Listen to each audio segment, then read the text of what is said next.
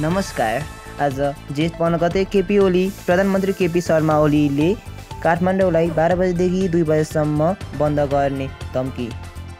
आज जेठ 15 गते सबै ठाउँमा काठमाडौँका म्याक्सिमम ठाउँमा आन्दोलनको सुरुवात। सबै जनताहरू राजावादी आन्दोलनमा संलग्न। आज गणतन्त्रको दिन सबै राजाहरू आन्दोलनमा गएका छन्। यहाँ देख्न सक्नुहुन्छ राजावादी आन्दोलनले भव्य मचाइरहेको छ। त्यति मात्रै नभएर राजा दुर्गा प्रसाईले राजालाई नारायण हिटी दरबार समेत छिराएका छन्। यसरी दुर्गा प्रसादले नारायण हिटी दरबार छिराउँदा राजालाई प्रहरीहरूले रोक गरेका छन् र दुर्गा प्रसादले जवाफ दिएका छन्, म फेरि यही ठाउँमा आउँछु भनेर। दुर्गा प्रसादले 24 घण्टाभित्र नारायण हिटी दरबारभित्र राजा राख्ने जारी गरेका छन्। आजको यस जेठ 15 को राजावादी आन्दोलनले पुरै भव्य मचाएको छ। जताततै व्यक्तिको सङ्ख्या, भिड र पुरै आन्दोलनमा जाने व्यक्तिको सङ्ख्या एकदम चर्को छ। आज प्रधानमन्त्री केपी शर्मा ओलीले 3500 प्रहरी र बाँकी 6000 भन्दा माथि आर्मी खटाएका छन्।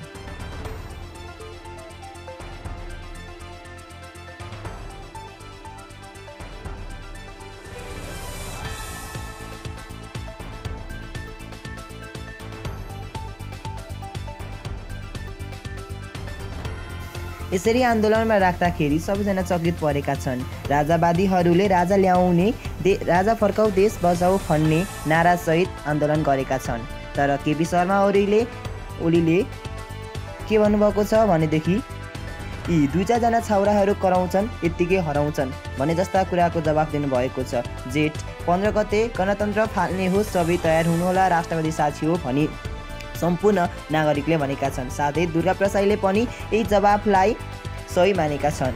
एयरपोर्टबाट आउने सम्पूर्ण व्यक्तिहरूले पनि राजा आऊ देश बचाऊ भन्ने कुरालाई समर्थन गरेका छन्।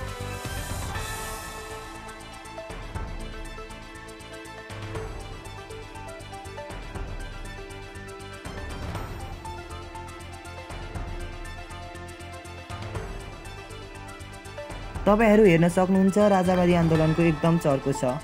यसरी पुरै रातिसम्म पनि, अहिलेको बेलुका समयसम्म पनि राजावादी आन्दोलन अहिले चर्किरहेको छ। चारैतिर हेर्नुहोस्, जताततै घरको वरिपरि, भित्ताको वरिपरि राजावादी आन्दोलन एकदम चर्किएको देखिन्छ।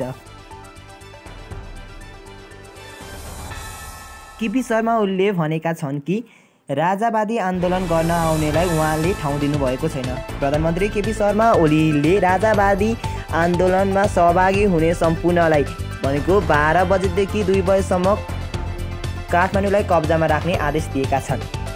तर उहाँका विरोधी सम्पूर्ण जनताहरूले के भनेका छन् भने हाम्रो देश काठमाडौँ तेरो बाउको सम्पत्ति होइन तैँले राख्नलाई।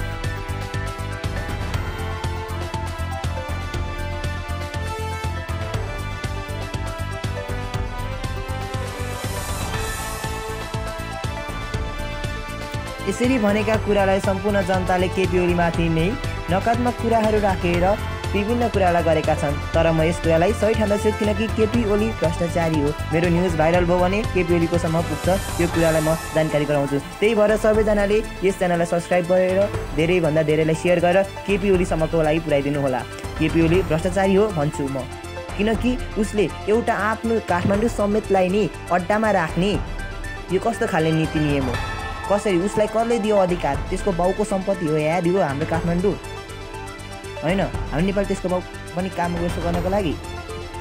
त्यही भएर म केपी शर्मा ओलीलाई त्यो चस्मा हटाएर मृगौला फिल्डबाट दुईवटा मृगौला काटेर होइन, दुईवटा मृगौला काटेर चट्ट पारेर काटेर भुटेर फनफनी केपी शर्मा ओली मृगौला फेल यसरी पत्तर पत्तर बोलिरहन्छ।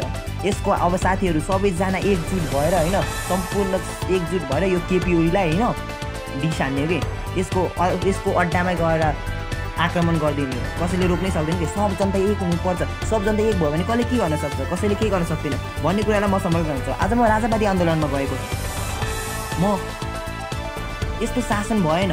केपी ओलीले भ्रष्टाचार गर्यो, प्रचण्डले भ्रष्टाचार गर्यो, शेरबहादुर देउवाले भ्रष्टाचार गर्यो, पुलमान घिसिङलाई फाल्यो, बालेन्द्र शाहको जिम्मेवारीलाई पनि लुट्यो। यो केपी शर्मा ओलीले गर्न खोजेको के? अब यसले गर्न खोजेको चाहिँ के हो? भन्ने कुरालाई म सम्पूर्णलाई यस कमेन्टमा गर्नु होला। हामी सबजना एक एक भएर होइन यस्तो यो भ्रष्टाचारीलाई हाल्नुपर्छ। यसले कति भाषण दिन सकेको, कति भाषण दिन सकेको। यो मृगौला फेल भयो, यो मृगौला फेल भएर मर्दैन। हेर न यसको भाषण सुनेर त मलाई वाक्क लाग्छ।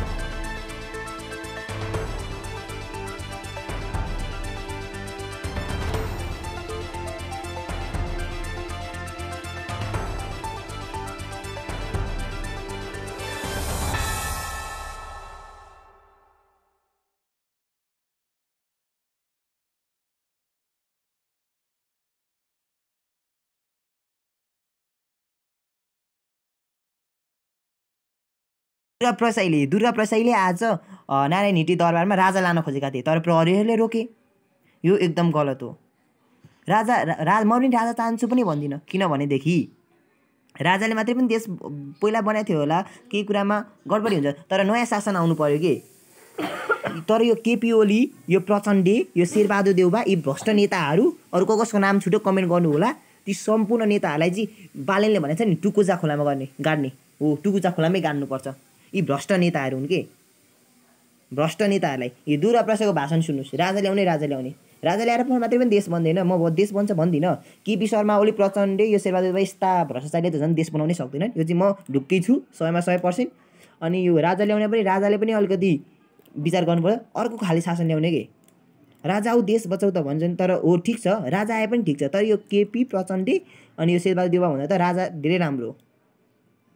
तर यो बालेन, हर्क साम्पाङ यस्ताले चाहिँ के भने एकदम साथ र सपोर्ट गरेर उहाँहरूलाई चाहिँ माथि पुर्याउने हो भने एकदम राम्रो हुन्छ। म यस कुरामा सहमति जनाउँछु।